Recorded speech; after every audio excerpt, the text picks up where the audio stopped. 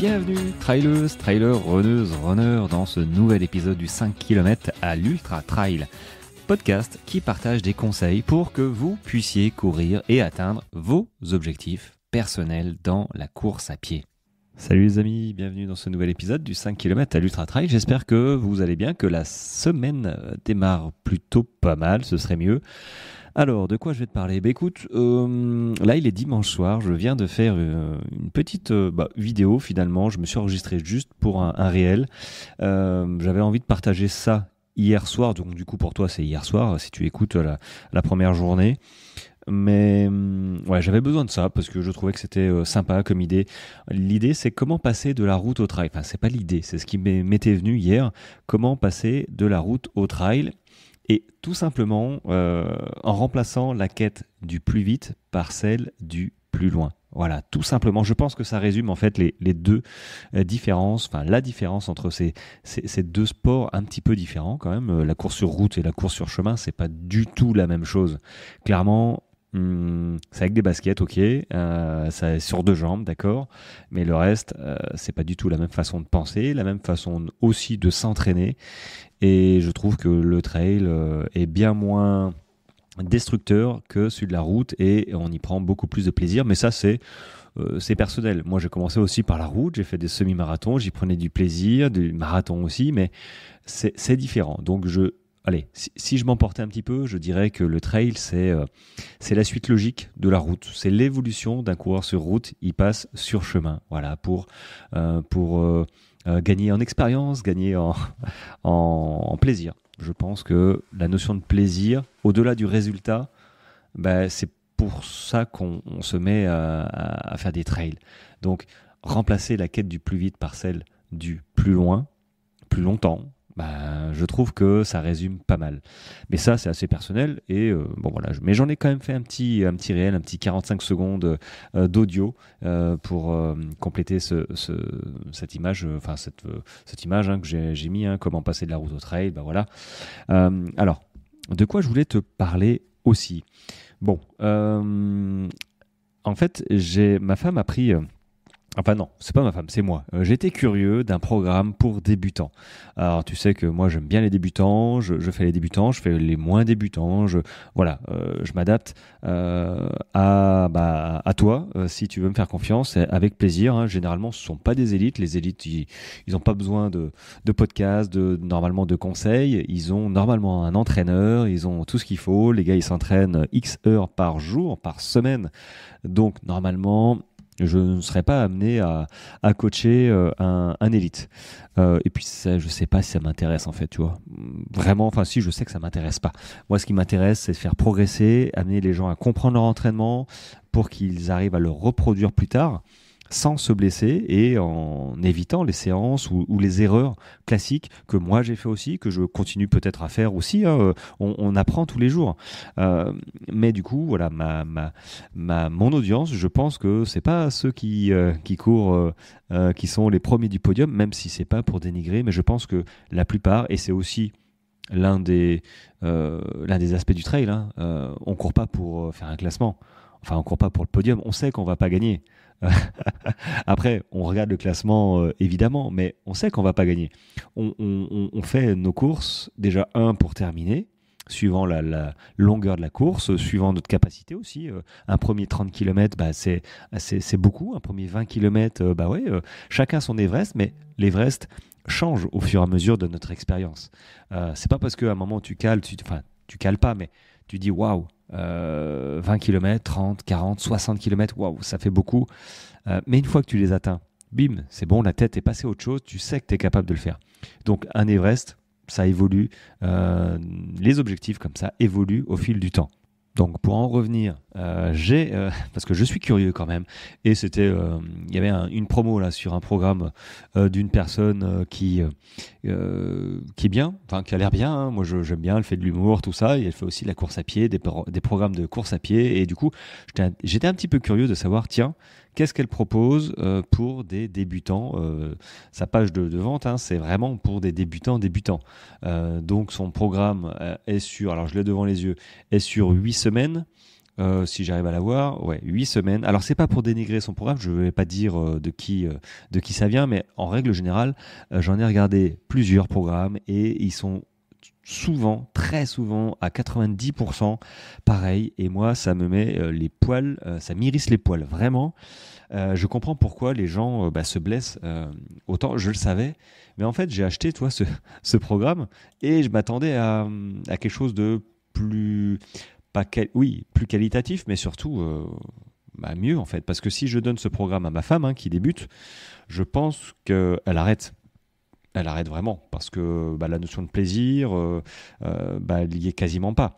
En fait, la première semaine, séance 1, donc c'est sur 4 séances, non, 3 séances. Séance 1, 20 minutes de course en alternant 1 minute de course et 1 minute de marche. Ok, soit, pourquoi pas. Déjà, il faut être capable de courir 1 minute. Voilà. Je te dis ça parce que moi, ma femme, on a commencé par 30 secondes. Et c'est ok, il n'y a pas de problème. Mais du coup, 1 minute, il faut être capable de courir 1 minute. La deuxième séance, c'est du fractionné. 6 fois 30 secondes de course rapide avec 1 minute de marche. 6 fois 30 secondes de course rapide.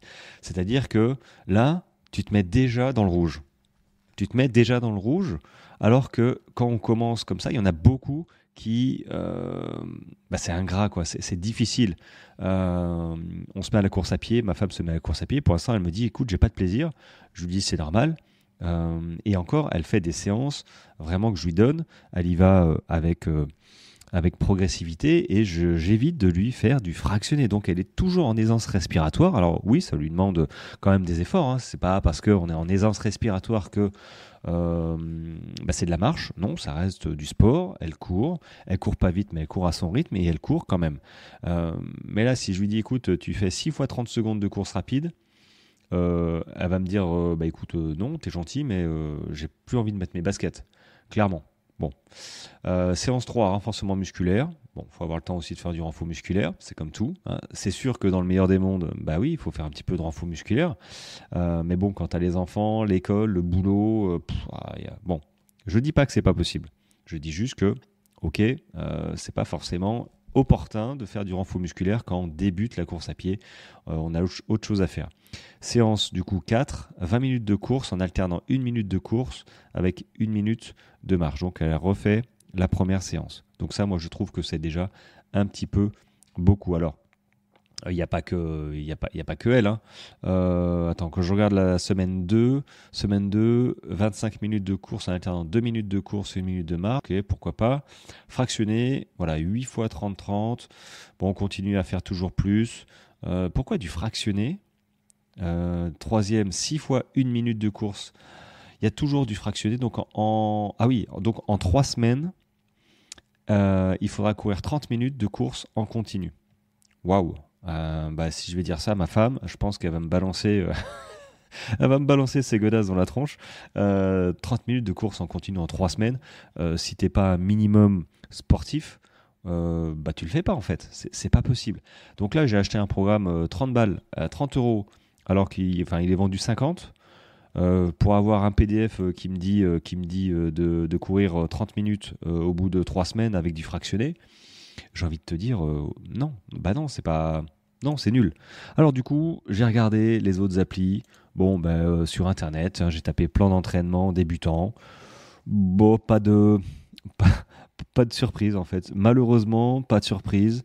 Beaucoup de alors semaine 1, 10 minutes de marche, 6 fois 2 minutes de course. Voilà, 6 fois 2 minutes de course, entrecoupé de 1 minute de marche. Donc déjà, on commence par 2 minutes de course. Après, 4 fois 4 minutes la semaine 2. 4 fois 5 minutes la semaine 2. 2 fois 8 minutes la semaine 3. C'est déjà mieux que 30 minutes d'un coup, semaine 3. Donc sur la limite, il est mieux. Mais c'est vrai que ça manque de progressivité. Donc en 6 semaines, tu cours 30 minutes. Là aussi, ça dépend le profil, vraiment. Ça dépend vraiment le profil. Après, il faut s'adapter, c'est comme tout. Il faut s'adapter, il n'y a pas de problème. Mais dans les plans d'entraînement, là, j'en regarde d'autres. 7 minutes de course lente. 7 minutes, donc 14 minutes de course, semaine 1. Moi, ma femme, elle n'est pas capable. Et si ma femme n'est pas capable, je sais que j'ai eu des coachés que j'ai fait progresser. Et au début, c'était 3 minutes. Au début, c'était même 2 minutes. 2 minutes, et encore, ils n'étaient pas totalement... Voilà, 2 minutes, ok, ça passe, en endurance fondamentale, sans intensité, juste se mettre en mouvement, c'est déjà de l'intensité. Donc, ce que je voulais te dire, c'est que, enfin, te faire partager en fait mon ras-le-bol des plans d'entraînement comme ça qu'on trouve sur Internet. Alors, moi, je propose des plans d'entraînement personnalisés, mais ils sont personnalisés, ils sont adaptés avec un questionnaire, et après, on se fait une visio, et ils sont adaptés à l'athlète, aux sportifs et aux sportives. Athlète, j'aime pas trop ce mot athlète, ça fait un petit peu élitiste, donc je suis pas du tout fan de ça, donc c'est plutôt sportive et sportif. Néanmoins, j'ai dans l'idée de proposer des plans d'entraînement, on va dire génériques. Bon, je ne suis pas fan, mais néanmoins, je me dis que quand même, des plans d'entraînement bien faits par niveau, ça pourrait quand même bénéficier à certains et certaines d'entre vous. Donc pourquoi pas.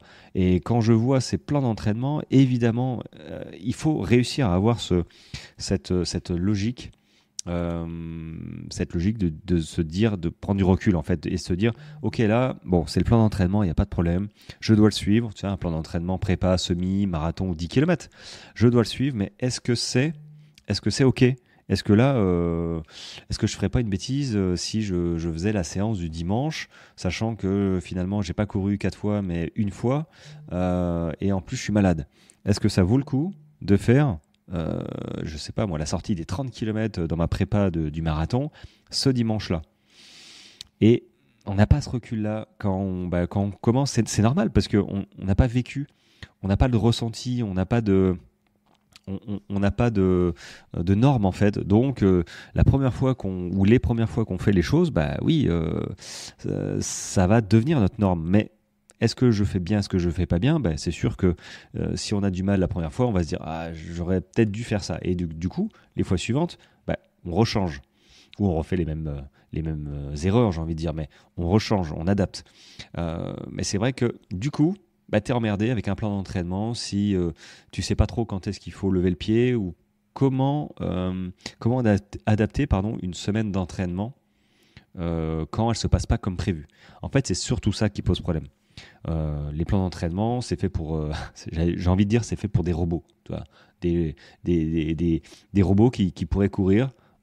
Qu'importe la météo, qu'importe le temps, qu'importe leur fatigue mentale, hop, ils courent, pas de problème, ils n'ont pas de problème de rotule, un petit coup d'huile, et ils font leur séance, voilà, je veux dire, de semaine en semaine. Or, ça se passe pas comme ça.